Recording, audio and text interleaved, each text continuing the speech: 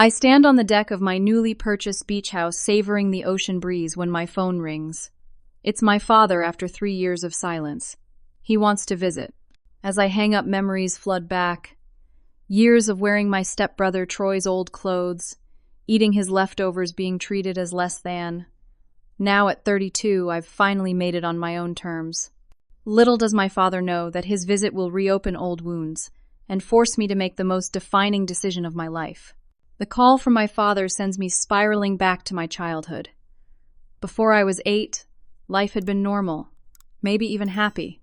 My mother, with her warm laugh and constant encouragement, made our modest 3-bedroom house in suburban Pennsylvania feel like the safest place in the world.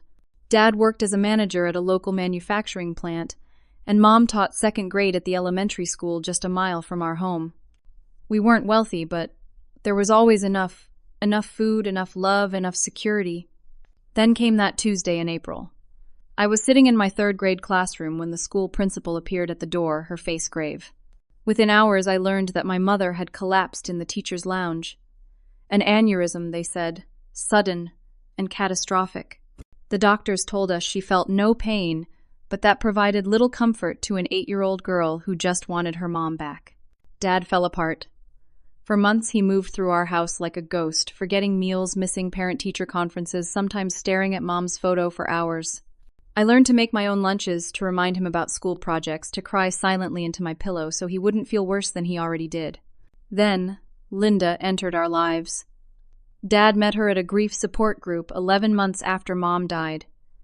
She worked in hospital administration and had a son, Troy, who was 2 years older than me. Within 6 months, they were married, and our household expanded. From the start, something felt off about Linda's attitude toward me. She was never outright cruel. That would have been easier to identify and address. Instead, she engaged in a subtle campaign that slowly pushed me to the margins of my own home. It began with small things. Troy got the bigger bedroom because boys need more space, while I was moved to the smaller guest room. During dinner, she'd serve Troy, first giving him the larger portions. When new clothes were purchased, they were for Troy, while I was expected to make do with what I had. Dad, still deep in grief and desperate to hold on to this new relationship, began to mirror Linda's behavior. When I asked for new sneakers because mine had holes, he'd sigh and say, "Money's tight right now, Coral. Maybe next month." But the next day, Troy would come home with the latest video game system or sports equipment. On my 10th birthday, I received a small cake and a card with $20 inside. 2 weeks later, for Troy's 12th birthday, there was a backyard party with 15 of his friends, a professional magician, and a mountain bike that must have cost several $100s. I started keeping a diary that year, pouring my confusion and hurt into its pages. I recorded every instance of unfairness, every moment when I felt invisible in my own home. Looking back, I think it was my way of validating my own experiences, of telling myself I wasn't crazy or overly sensitive. One rainy Saturday afternoon when I was 11, I accidentally discovered something that shattered any remaining illusion I had about my place in the family. Dad and Linda thought I was at the library, but I'd come home early because of the weather.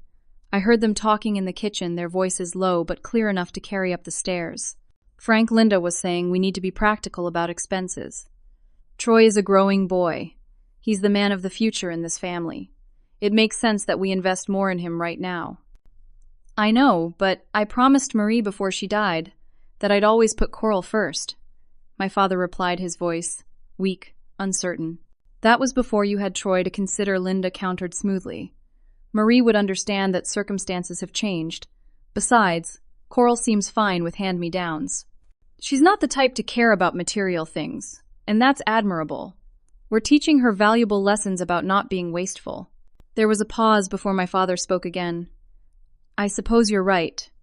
Troy does need more right now. And Coral never complains." I never told them I overheard this conversation. What would be the point? But I wrote it all down in my diary, every word, and then hid the diary at the bottom of my closet, buried under winter blankets. Years later, just last week, actually, I found that diary while unpacking boxes in my new beach house.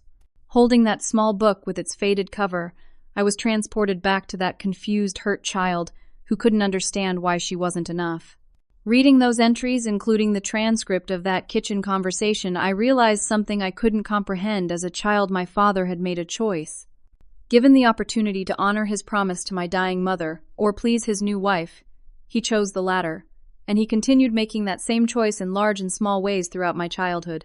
The most painful part wasn't that Linda favored Troy. That was somewhat expected from a biological mother. The true betrayal was that my own father, the one person who should have protected and championed me instead, became complicit in pushing me to the sidelines of our family. As I closed the diary and placed it on the shelf in my new home office, I made a promise to myself. The cycle of seeking approval from those who were fundamentally unwilling to give it would end with me. I would never again diminish myself to make others comfortable with my existence. The phone call from my father was the first contact in 3 years. And now he wanted to visit my new beach house. I should have asked myself why after all this time. Instead, I said yes, clinging to some childish hope that maybe finally he'd see me. My teenage years brought the differences in how Troy and I were treated into sharper focus. By 14, I was wearing Troy's old jeans, sweatshirts, and even sneakers, all clearly boys' clothes that hung awkwardly on my developing frame. My classmates noticed, of course. The whispers and snickers followed me through the hallways of Westbrook High. Does Coral think she's a boy? Or something I overheard Melissa Thompson say to her friend as I passed their lockers. Maybe she's just poor, her friend replied loud enough for me to hear. I wasn't poor. That was the thing that burned most. Our family was solidly middle class. Dad had been promoted to plant director, and Linda had moved up to a hospital administration position that came with excellent benefits. There was money for Troy to have custom Nike shoes with his basketball number stitched on them. There was money for him to attend basketball camps each summer. There was money for his PlayStation and games and the television in his room. For me, there were excuses. College is expensive, Coral. We need to save. Those clothes still fit you fine. Why waste money? Troy needs proper nutrition for his athletics. That's why he gets the steak, and you get the hamburger. I started babysitting at 13, working at the local grocery store at 16, and tutoring underclassmen in math and science throughout high school. Every dollar I earned went toward building what I called my escape fund, money that would help me leave home as soon as possible. Despite the lack of support, or perhaps because of it, I threw myself into academics. While Troy's mediocre report cards were displayed proudly on the refrigerator, a solid C in algebra is real progress for him. My straight A's were met with distracted nods. I joined every academic club that didn't require fees or special equipment, debate team, math club, science olympiad. I stayed at school as late as possible, using the computers in the library to complete assignments, since Troy had priority access to our home computer. In my junior year, everything changed. Mrs. Harmon, my chemistry teacher, encouraged me to enter the Regional Science Innovation Competition. The grand prize was a $10,000 scholarship and internship opportunity with a major research firm. For 3 months, I worked on my project, a cost-effective method for testing water quality in residential areas using easily accessible materials. I worked on it during lunch breaks after school and late into the night when Troy finally vacated the computer. The day of the competition arrived. It was also the day of Troy's baseball team's divisional playoff game. That morning at breakfast, I reminded my family about the science competition. It starts at 6. The judging should be done by 8, so it won't be a late night. Dad glanced at Linda, then back to his coffee. About that, Coral. Troy's game is at 5:30. You know how important this is for his college prospects. But I've been talking about this competition for months, I said, my voice small. Science fairs happen every year, Linda interjected. This baseball championship is a once-in-a-lifetime opportunity for Troy. It's not a science fair, I corrected. It's an innovation competition with college scholarships. Troy shrugged, mouth full of the pancakes Linda had made specially for him. Just take pictures or something. That evening, I stood alone on the stage accepting the grand prize while strangers applauded. The representative from the research firm shook my hand, telling me I had a bright future ahead. I scanned the audience one last time, hoping to see my family rushing in late.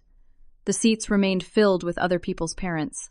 When I arrived home, there was a celebration in full swing. Balloons decorated the living room and a cake sat on the dining table with "Congrats Champ" written in blue frosting. Troy's team had won their game, and apparently that warranted a spontaneous party. Oh, Coralinda said when she noticed me standing in the doorway. How was your thing? I won, I said simply. That's nice, dear. There's some cake left if you want it. 2 weeks later, I needed to submit my final paperwork for the scholarship. I needed my father's financial information and signature as I was still a minor. Dad, I need you to fill out these forms for my scholarship, I said, placing the papers next to him at the breakfast table. He looked uncomfortable. Coral, there's something we need to discuss. That's when I learned that the college fund my mother had started for me, the one Dad had supposedly been adding to all these years, had been emptied. Troy had wrecked his car, the one they had given him for his 16th birthday. Rather than make him face the consequences, they had purchased him a new one using my college fund. Troy needs reliable transportation, my father explained weakly. He crashed the first car because he was texting while driving, I responded, my voice shaking with anger and disbelief.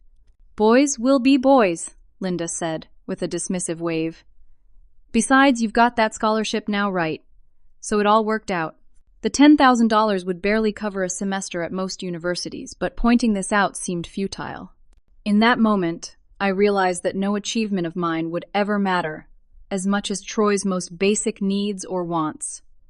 The understanding settled into my bones like a chill I couldn't shake. That night, I applied for every scholarship I could find, wrote to 20 different universities, and began researching student loans. I would find a way to leave. And once I left, I promised myself I would never depend on them again. Despite working 30 hours a week during my senior year, I maintained my GPA and graduated as valedictorian. At the graduation ceremony, I gave a speech about perseverance and self-reliance that had the principal dabbing at her eyes. From my position on stage, I could see my father checking his watch repeatedly, and Linda scrolling through her phone. Troy hadn't even bothered to attend. The acceptance letter from Boston University came with a partial scholarship offer. It wasn't enough to cover everything, but combined with my savings and future work-study opportunities, it would have to do.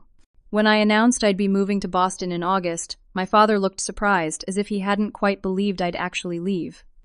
The night before I left, I found a box of Troy's old clothes on my bed with a note from Linda. These might come in handy at college. No sense buying new when these still have plenty of wear in them. I left them on the bed, packed my few belongings, and walked out the door the next morning while the house was still quiet. I took the earliest bus to Boston, watching through the window as my hometown receded into the distance. I felt many things: fear, uncertainty, anticipation, but most of all, I felt free. Boston University's campus sprawled before me, grand and intimidating. My dorm room was tiny, shared with a girl named Amber, whose parents had hired a decorator to transform her half of the room into something from an interior design magazine. My side consisted of a second-hand laptop bedding from a discount store and clothes stored in plastic bins under the bed because I couldn't afford the proper storage solutions. Financial reality hit hard during that first semester. My partial scholarship covered tuition but nothing else. Housing, food, books, and basic necessities all required money I didn't have. I took a job at the campus cafeteria, working breakfast and lunch shifts before and between classes. On weekends and evenings, I worked at a coffee shop near campus. During midterms and finals, when other students were pulling all-nighters to study, I was pulling all-nighters to work overnight inventory at a 24-hour supermarket while trying to study during breaks. Sleep became a luxury. Proper meals became occasional indulgences. I learned to survive on cafeteria leftovers that would otherwise be thrown away, which the kitchen supervisor allowed me to take at the end of my shifts. Despite the financial hardship, I thrived academically. My economics professor, Dr. Marshall, took notice of my work ethic and analytical skills. During my sophomore year, he recommended me for an internship at a local financial consulting firm. The position was unpaid, but the experience would be valuable for my resume. I couldn't afford to give up paid work, so I reduced my course load to part-time, extending my projected graduation date, but allowing me to juggle the internship with my paying jobs. The internship changed everything. For the first time, I was in an environment where results mattered more than background or connections. My supervisor, Jessica Winters, became the mentor I'd never had. "You have a natural aptitude for identifying undervalued assets," she told me one day as we reviewed a property portfolio. "Have you considered specializing in real estate investment?" I hadn't, but her suggestion sparked something in me. I began taking additional courses in real estate finance and market analysis. The concepts came naturally to me, perhaps because I'd spent my life being undervalued and could recognize the same pattern in properties. Visits home became increasingly rare and uncomfortable. During my sophomore year Christmas break, I returned to find Troy living at home again. He'd dropped out of community college after one semester, claiming it wasn't the right fit. He spent his days playing video games and his evenings hanging out with friends from high school who were similarly directionless. Yet Troy still had the larger bedroom, still received new clothes, and electronics, still had his car insurance and cell phone paid for by our parents. Meanwhile, I was working 3 jobs and maintaining a 3.9 gigapascals, but was still treated as an afterthought in the house I'd grown up in. The breaking point came during that Christmas visit. After dinner one night, I overheard Linda and my father talking in hushed tones in their bedroom. Passing by their partially open door, I caught snippets of a conversation that made me pause. "The bank called again today," my father was saying, his voice strained. "We're 3 months behind on the mortgage." "It's not our fault," Linda responded defensively. "How were we supposed to know Troy's business idea wouldn't take off? It seemed so promising." $30,000, Linda. Our retirement savings gone. And now we might lose the house. I stood frozen in the hallway, processing what I'd heard. They had invested $30,000 in one of Troy's schemes, money they apparently couldn't afford to lose. Meanwhile, I had been denied even basic necessities throughout my childhood under the guise of financial prudence. The next morning at breakfast, I cautiously broached the subject. "Dad, I couldn't help overhearing about the mortgage situation. I've been taking some financial planning courses. Maybe I could help you work out a budget or contact the bank about restructuring the loan." My father's face flushed red. "You were eavesdropping. That's private family business, Coral." "I'm family too," I pointed out quietly. "It's not something you need to concern yourself with," Linda cut in sharply. "We've got it under control." "It doesn't sound like it's under control if you're at risk of foreclosure," I persisted. My father slammed his hand on the table, making me jump. "You've always been jealous of your brother, haven't you? Always keeping score, always thinking you deserve more. We've done everything for you, put a roof over your head, fed you, clothed you. And all you can do is criticize and judge how we handle our finances." I stared at him, stunned by the outburst and the complete inversion of reality. I wore Troy's old clothes. I ate his leftovers.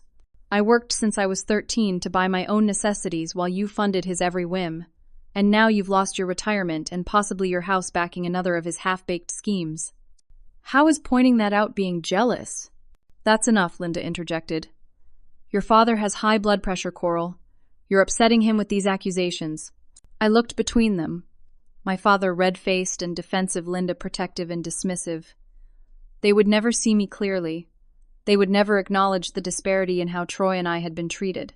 In their narrative, I would always be the ungrateful, jealous daughter who didn't appreciate all they'd sacrificed for me. "I'm going back to Boston early," I announced, standing up from the table. I picked up some extra shifts at the coffee shop. This was a lie. The coffee shop was closed until after New Year's, but I needed an excuse to leave that wouldn't prompt further argument. I packed my bags that afternoon and took the evening bus back to campus, where I spent a lonely week in the nearly deserted dorm planning my future with renewed determination. I would not only succeed, I would thrive so dramatically that even they couldn't deny my accomplishments. Not to earn their approval, I finally understood that was a futile pursuit, but to prove to myself that their assessment of my worth had always been wrong. Over the next 2 years, I completed my degree, worked multiple jobs, maintained my internship with Jessica's firm, and built a small but growing network of professional contacts in the real estate and investment sectors. By graduation, I had 3 job offers. I accepted a position at Meridian Properties, a mid-sized real estate investment firm in Boston that specialized in identifying undervalued commercial properties. When I called to tell my father about my new job, his response was predictable. "That's nice, Coral, but did I tell you Troy's starting a food truck business? We're so proud of his entrepreneurial spirit." As I hung up the phone in my tiny studio apartment, as the first place I'd ever had that was truly mine alone, I made a decision. I would no longer seek validation from people who were constitutionally incapable of providing it. My success or failure would be on my terms, measured by my standards, and celebrated or mourned by those who genuinely cared about my well-being. I place my father and Linda firmly in the category of people whose opinions no longer mattered. It was the most liberating decision I'd ever made. My first year at Meridian Properties taught me more about real estate than 4 years of college courses. I worked directly under Jessica Winters, who had left her previous firm to become Meridian's acquisition director. She threw me into the deep end immediately, having me analyze property portfolios, attend site visits, and sit in on negotiations with sellers. Real estate isn't just about buildings and land, Jessica told me during one of our coffee breaks. It's about recognizing potential that others miss. It's about timing, patience, and occasionally calculated risk. I absorbed every lesson, worked longer hours than anyone else in the office, and volunteered for the difficult assignments others avoided. While my colleagues went out for happy hours or weekend brunches, I studied market trends, property laws, and investment strategies. I lived in a studio apartment with secondhand furniture, ate simple meals I cooked in batches on Sundays, and put 40% of every paycheck into savings and investments. My colleagues thought I was either obsessive or boring. What they didn't understand was that financial security wasn't just a goal for me, it was a psychological necessity. I'd spent my childhood and adolescence at the mercy of others' financial decisions and priorities. Never again would I be vulnerable in that way. By my second year, I had developed a reputation within the firm for having an uncanny instinct for properties with hidden potential. An abandoned warehouse that others dismissed as a teardown, I recognized, could be converted into trendy loft apartments in what was soon to be an up-and-coming neighborhood. A strip mall with high vacancy rates that seemed like a money pit I identified as sitting on land that would skyrocket in value once the planned highway extension was completed. Jessica began bringing me to meetings with Meridian's senior partners, something unheard of for someone at my level. By my third year, I was handling small acquisitions independently. By my fourth year, I had my own small team. Throughout this period, contact with my family became increasingly sporadic and superficial. Twice a year, I'd receive a call from my father, usually prompted by a holiday or birthday. These conversations followed a predictable pattern: brief inquiries about my work that he didn't really listen to the answers for, followed by lengthy updates about Troy's latest ventures, none of which seemed to pan out. Troy had abandoned the food truck business after 6 months, then tried starting a home brewing company that failed to secure proper licensing, then moved on to some kind of drop shipping scheme that apparently just needed more startup capital to really take off. Each failure was cushioned by my father and Linda, who continued to provide Troy with housing, financial support, and unwavering encouragement despite his track record of poor decisions and lack of follow-through. Meanwhile, my consistent progress and achievements were treated as expected and unremarkable. In my 5th year at Meridian, everything changed. Jessica called me into her office one rainy Tuesday morning, closed the door, and offered me a seat. "Coral, how would you feel about becoming a junior partner?" I stared at her, momentarily speechless. Partnership at Meridian was typically offered only to those with at least 10 years at the firm, often longer. 2 of the senior partners are retiring next year, Jessica continued. The board has been discussing restructuring, bringing in new perspectives. Your name came up repeatedly. Your portfolio performance speaks for itself. The offer was incredible. A significant salary increase, profit-sharing, decision-making authority on major acquisitions, and equity in the firm. There was just one catch: I would need to buy in. Junior partners were required to make a capital contribution of $200,000. The partnership vote is in 3 weeks, Jessica explained. You'd have until then to arrange the funds. I had been saving and investing aggressively for years, living well below my means while my income grew. I had accumulated just over $180,000. Close, but not quite enough for the buy-in. I would need to liquidate some investments at a less than ideal time and possibly take out a small personal loan to cover the difference. That night, as I was working through the numbers, my phone rang. It was my father calling at an unusual time. "Coral," he said, his voice tense. "We have a situation." Troy had been arrested for drunk driving after hitting a parked car. It wasn't his first offense, which meant potential jail time unless he had excellent legal representation. Additionally, he needed bail money. "We're talking about $60,000 for the attorney retainer and bail combined," my father explained. "Linda and I have put together about $15,000, but we need the rest quickly." "I know you've been doing well at that company." The implication hung in the air. He was asking me to give up my partnership buy-in money to bail out Troy. Again. "Dad," I said slowly, "I'm about to become a partner at my firm. I need my savings for the capital contribution. This is your brother's freedom we're talking about, Coral. Are you really going to put your job ahead of family? I closed my eyes, feeling a familiar pressure building in my chest. It's not just a job, Dad. It's my career, my future security. And this isn't the first time Troy's been in this situation. Maybe facing consequences would help him make better choices. I can't believe how selfish you've become, my father said, his voice hardening. Your mother would be ashamed of you. The invocation of my mother, who had been dead for over 20 years and who my father had betrayed by breaking his promise to put me first, was the final straw. I can help with 10,000, I said finally. That's all I can spare right now. 10,000. That's barely a dent, Coral. Troy could go to jail. I'm sorry, Dad. That's all I can do. He hung up without another word. The next day, I received a text message from a number I didn't recognize. Thanks for nothing, sis. Glad to know what family means to you, Troy. I stared at the message for a long time before deleting it. Then I called my bank and arranged to liquidate the investments I needed for my partnership buy-in. 3 weeks later, I sat in Meridian's boardroom as the partners unanimously voted to accept me into their ranks. As Jessica handed me the partnership agreement to sign, I felt a complex mix of emotions: pride in what I'd accomplished, grief for the family support I'd never had, and a steely resolve to continue building my life on my own terms. That night alone in my apartment with a single glass of champagne, I made a decision. I would continue my work at Meridian, but I would also begin building something of my own, a personal investment portfolio focused on residential properties separate from the commercial ventures the firm specialized in.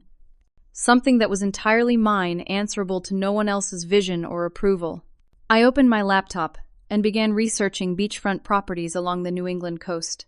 Not the luxury mansions or vacation homes of the wealthy, but the overlooked gems with potential, the real estate equivalent of the underestimated hand-me-down girl I once was. The partnership at Meridian transformed my professional life. Suddenly, I had a seat at the table where major decisions were made, authority over a larger team, and access to investment opportunities that had previously been beyond my reach. My income more than doubled, and for the first time I allowed myself small luxuries: a better apartment, in a safer neighborhood, occasional dinners at nice restaurants, clothes that were actually designed for a woman's body. But the most significant change was psychological. Being recognized and valued for my contributions healed something in me that had been broken since childhood. I no longer felt the need to prove myself constantly or work myself to exhaustion to deserve basic respect. Alongside my responsibilities at Meridian, I quietly began building my personal investment portfolio, focusing on residential beachfront properties between Cape Cod and Portland, Maine. While my colleagues chased trendy urban developments, I was drawn to overlooked properties with character and history: small cottages, former fishermen's homes, bungalows with weathered shingles and salt-worn docks. I developed a system. One weekend each month I would rent a car and drive up or down the coast, exploring small towns and barrier islands. I'd chat with local real estate agents, introduce myself to property owners, and get a feel for communities that weren't on most investors' radar. I was looking for places where I could sense change coming, areas where artists were beginning to relocate, where small businesses were quietly opening, where the bones of the community were solid but undervalued. Meanwhile, my relationship with my family deteriorated further. After my father's failed attempt to access my savings for Troy's legal troubles, months passed without contact. I sent birthday and Christmas cards that went unacknowledged.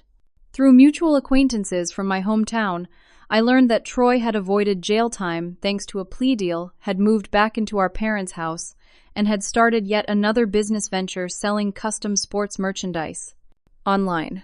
The silence between us was finally broken when my father called on a Sunday afternoon in early spring. "Your stepmother has been diagnosed with breast cancer," he said without preamble. "Stage 2. The prognosis is good, but she'll need surgery and treatment. Troy is taking time off from his business to help care for her." I expressed appropriate concern and offered to help in any way I could. My father's response was telling. "We're managing. The medical bills are substantial, but we've always found a way to make things work." The subtext was clear. They weren't asking for money this time, but the door was left open should I volunteer it. I didn't.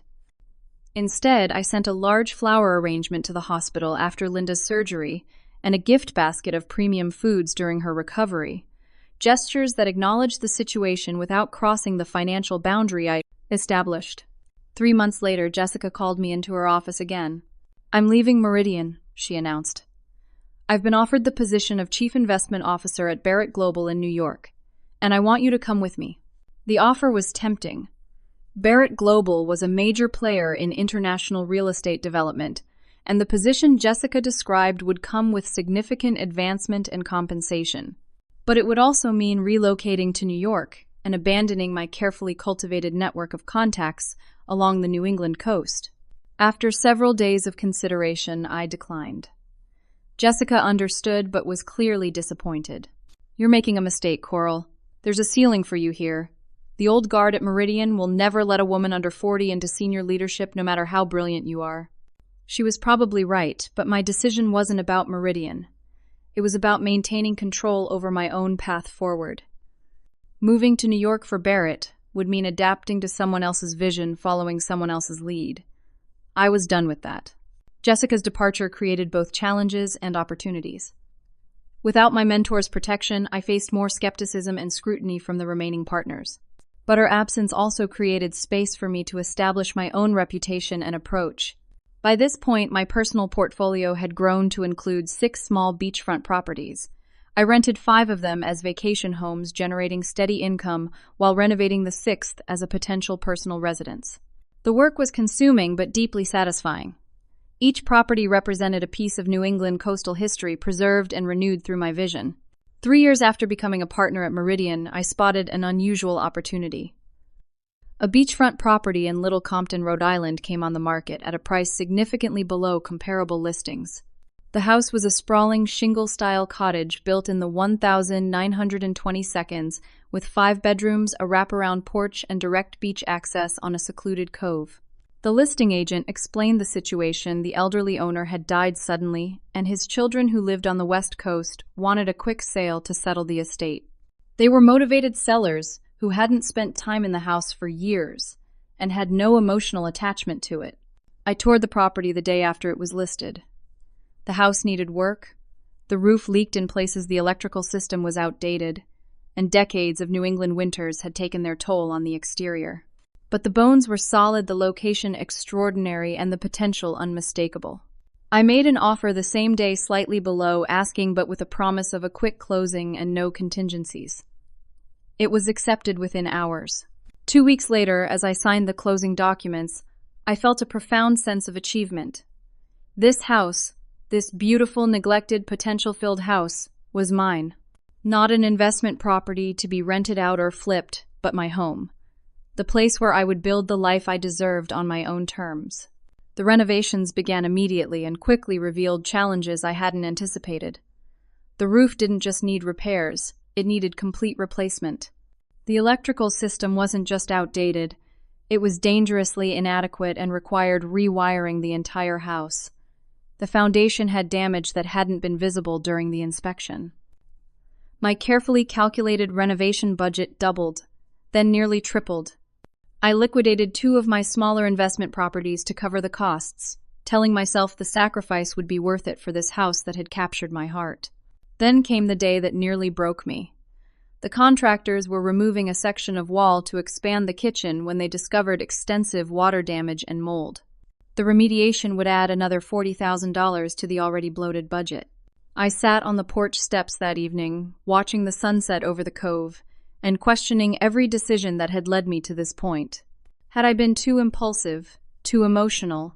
Had I allowed my desire for a home of my own to cloud my usual pragmatic judgment?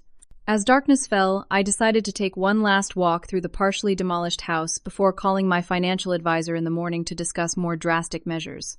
In the main bedroom, the contractors had removed several sections of lath and plaster, exposing the spaces between the wall studs. Something caught my eye: a small metal box wedged between 2 studs. I carefully extracted it and carried it to the porch where the light was better. The box was old, rusted in places, but the latch still functioned. Inside, I found a stack of letters tied with faded blue ribbon. The top envelope bore a return address from Ernest Hemingway, dated 1937. I carefully unfolded the first letter, reading by the light of my phone, It was indeed from Hemingway, addressed to someone named Catherine Marlowe. The letter was personal, intimate. Clearly, they had been more than casual acquaintances. My hands trembling, I read through several more letters. They revealed a passionate correspondence between Hemingway and Catherine Marlowe, who appeared to have been both his lover and a fellow writer. The letters spanned from 1,937 to 1,940, and contained not only personal revelations, but discussions of their writing processes and mentions of other literary figures of the era. I knew immediately that I had stumbled upon something of significant historical and literary value. After consulting with several literary experts and authenticators, my discovery was confirmed. The letters were genuine and previously unknown to Hemingway scholars.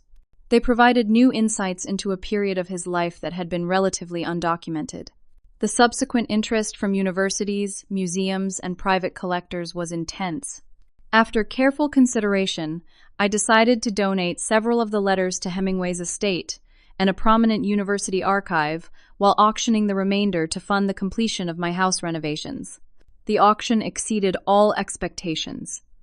The letters sold for enough to cover the remaining renovation costs 3 times over. What had seemed like a financial disaster transformed overnight into a windfall. I channeled the unexpected funds into completing the renovations with the quality and attention to detail the historic house deserved. Each room was thoughtfully restored, honoring the original architectural features while updating the space for modern living.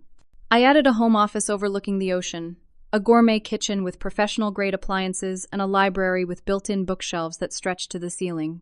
By the time the renovations were complete, nearly 18 months had passed since I'd purchased the property. The result was everything I'd envisioned and more, a perfect blend of historic charm and contemporary comfort, a sanctuary that was entirely my own creation. The weekend I finally moved in, I walked barefoot from room to room, still amazed that this beautiful space belonged to me. Standing on the back deck, watching waves crash against the shore of my private beach, I thought about the journey that had brought me here.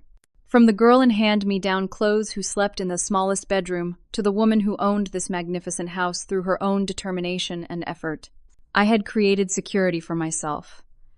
I had built a life that reflected my values and priorities.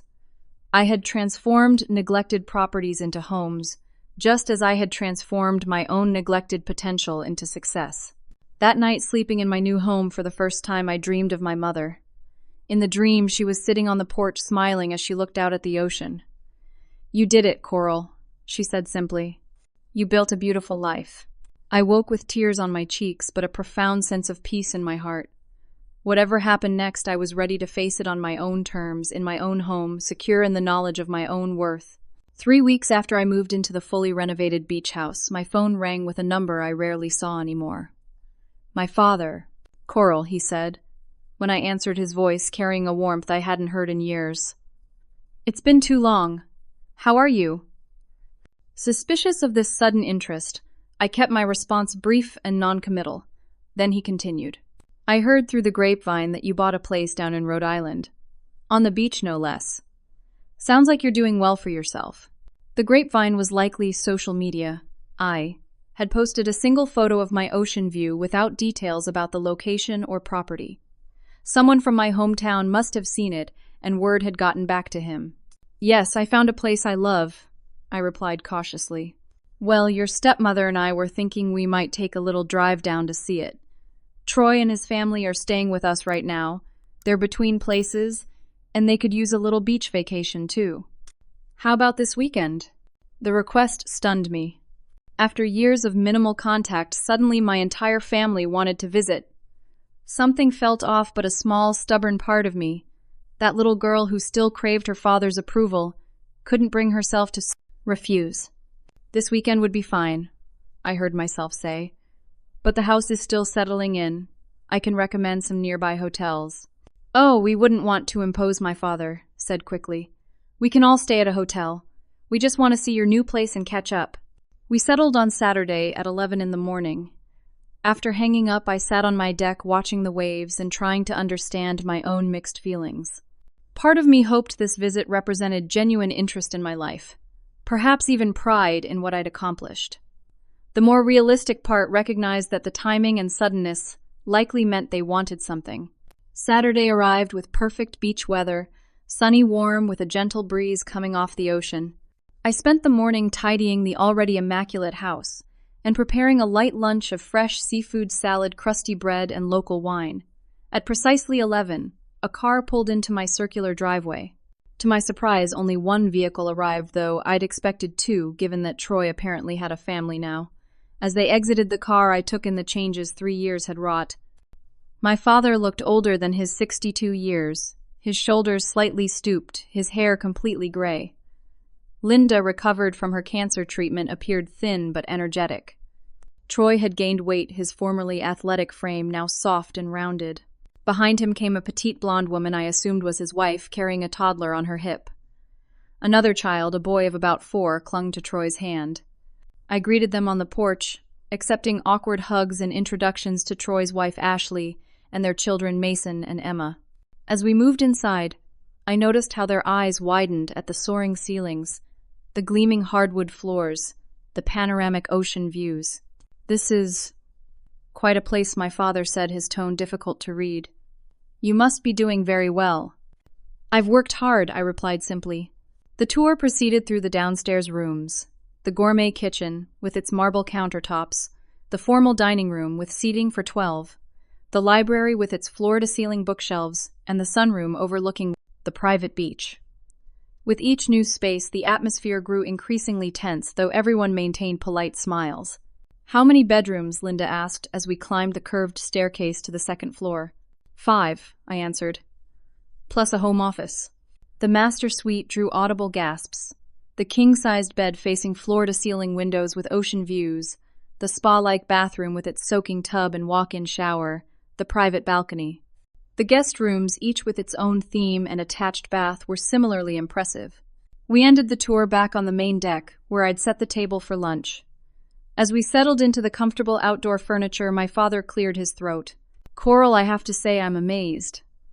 This house must have cost a fortune." I sipped my water before responding. Real estate is my profession. I recognized the potential in this property when others didn't. "Well, it's certainly spacious," he continued. "So much room for just one person." There it was, the first hint of what might be coming. Lunch progressed with superficial conversation. Troy mentioned his latest business venture, something to do with social media marketing, while his children grew increasingly restless. Ashley seemed perpetually anxious, constantly shushing the children and apologizing for their normal kid behavior. After lunch, Troy took the children down to the beach while Ashley excused herself to use the restroom. Left alone with my father and Linda, I braced myself for whatever had actually prompted this visit. My father didn't disappoint.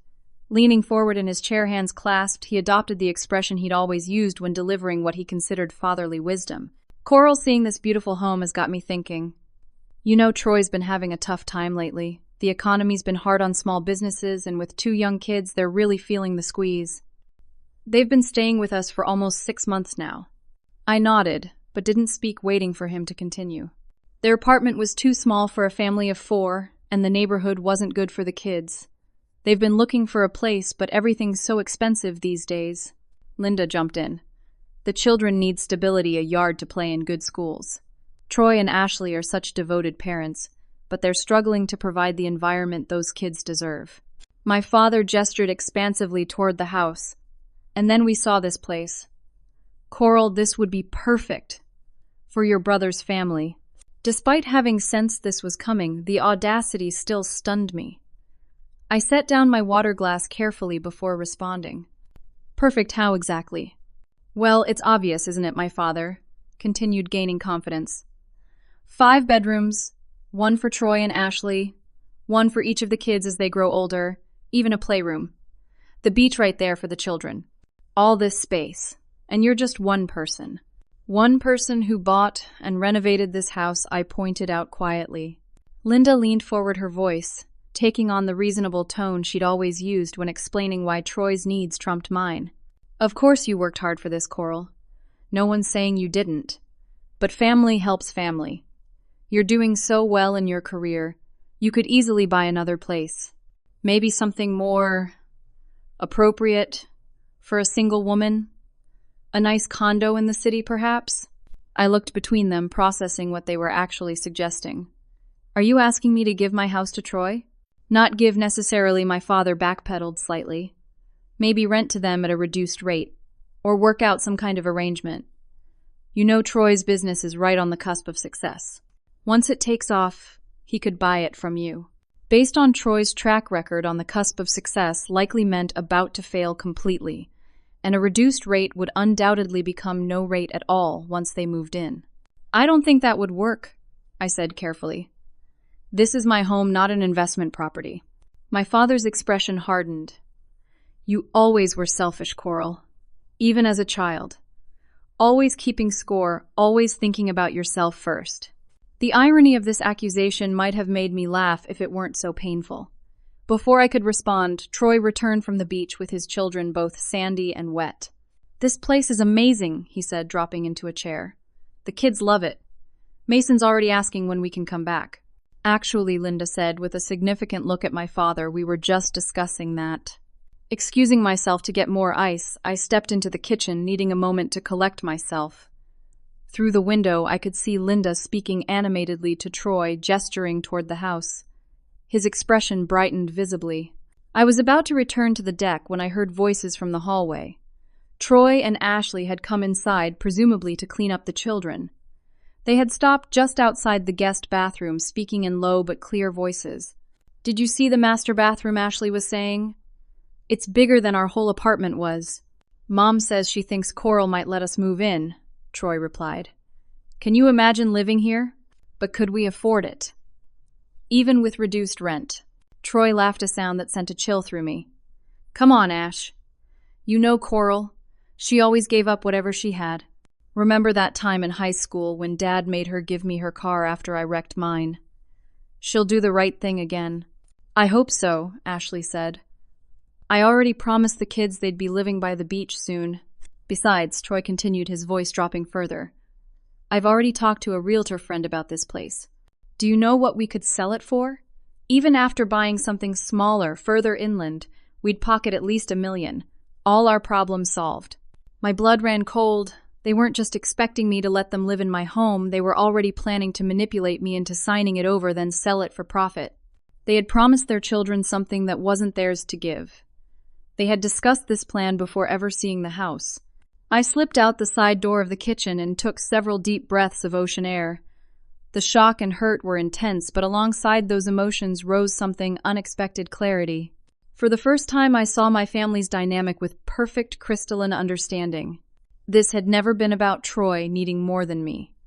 It had never been about financial prudence or preparing for the future. It had been about maintaining a system where I gave, and they took where my needs were secondary, where my success existed only to benefit them. Taking another deep breath, I returned to the deck where my father and Linda were now talking quietly with Troy. The children were building a sandcastle at the edge of the deck, with Ashley supervising. All conversation stopped when I appeared. Sorry about that, I said pleasantly. Had to make a quick call. Everything okay? My father asked. Actually, yes, very much so. I sat down feeling remarkably calm. I think we should discuss your suggestion about the house. Their expressions brightened with anticipation. Troy leaned forward eagerly. Why don't we all move to the living room? I suggested. I have something I'd like to share with everyone. The living room, with its wall of windows facing the ocean, had always been my favorite space in the house. The afternoon sun streamed in, illuminating the carefully chosen furniture, the artwork from local artists, the shelves of books that reflected my interests and passions. My family arranged themselves on the sofas, expectant expressions on their faces, while the children played quietly on the thick area rug with toys Ashley had produced from her bag. I remained standing, my back to the ocean view, taking in the tableau before me. My father and Linda sat close together on one sofa, Troy and Ashley on another. They looked like what they were, a united front, a family unit. I had never been fully part of that unit, only adjacent to it. Before we continue the conversation about the house, I said calmly, I need to make a phone call. I hope you don't mind. Without waiting for their response, I took out my cell phone and dialed. When the call connected, I put it on speaker. Hello, this is Martin Spencer. Came a crisp, professional voice. Martin, it's Coral. I have you on speaker. My family is here visiting the beach house. Ah, hello everyone, Martin responded. Nice to meet you all, so to speak. Martin is my attorney, I explained to my puzzled-looking family. Martin, I wanted to confirm that we're moving forward with establishing the trust for the foundation using the beach house as the retreat center. There was a brief pause before Martin replied, clearly catching on to my intentions. Yes, absolutely. The paperwork is nearly complete. We can finalize everything next week if that still works for you. Perfect, I said, watching my family's expressions shift from confusion to dismay. And just to confirm, once the house is transferred to the trust, it will serve as a residential retreat center for underprivileged young women interested in careers in finance and real estate, correct? That's right, Martin confirmed. The Coral Marshall Foundation for Financial Empowerment will operate the retreat center year-round with quarterly intensive programs for scholarship recipients. It's a wonderful initiative, Coral. You should be proud. Thank you, Martin. That's all I needed for now. I'll call you Monday to schedule the final signing. I ended the call and slipped my phone back into my pocket, meeting my father's stunned gaze. What foundation, he demanded. What is this about? I'm establishing a nonprofit organization, I explained, sitting in an armchair across from them. The beach house will serve as its headquarters and retreat center.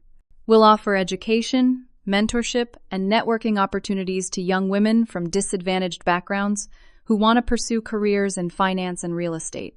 But we were just discussing Troy's family moving in, Linda sputtered. I heard you, I replied evenly. I also heard Troy and Ashley in the hallway discussing how they planned to sell the house once they convinced me to sign it over. I heard about the promises they've already made to their children about living here despite never having discussed it with me until today. Troy's face flushed red. You were eavesdropping.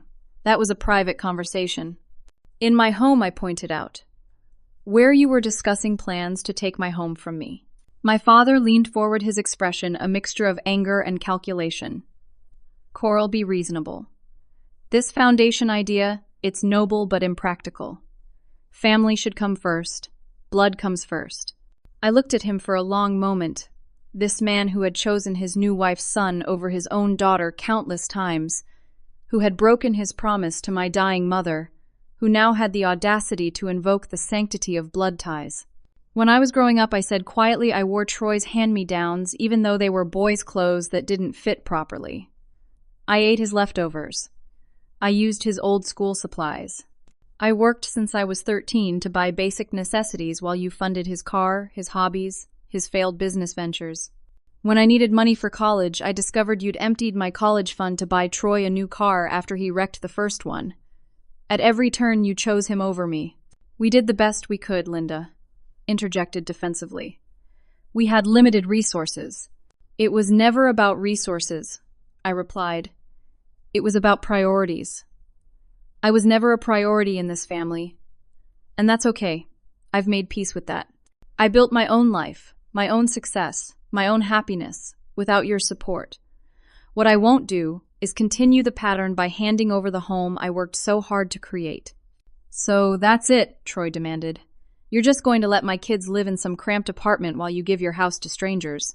Those strangers are young women like I once was, I explained.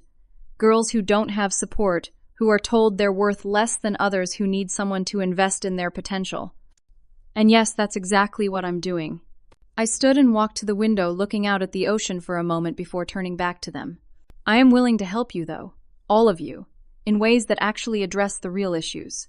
Troy, I can connect you with career counselors, financial planners, and legitimate business advisors who can help you find sustainable employment or build a viable business. Dad and Linda, I can recommend retirement planners to help you secure your future instead of continually bailing out Troy. My offer was met with stony silence. I hadn't expected anything different. I think it's time for you to leave, I said gently. I have a foundation to establish.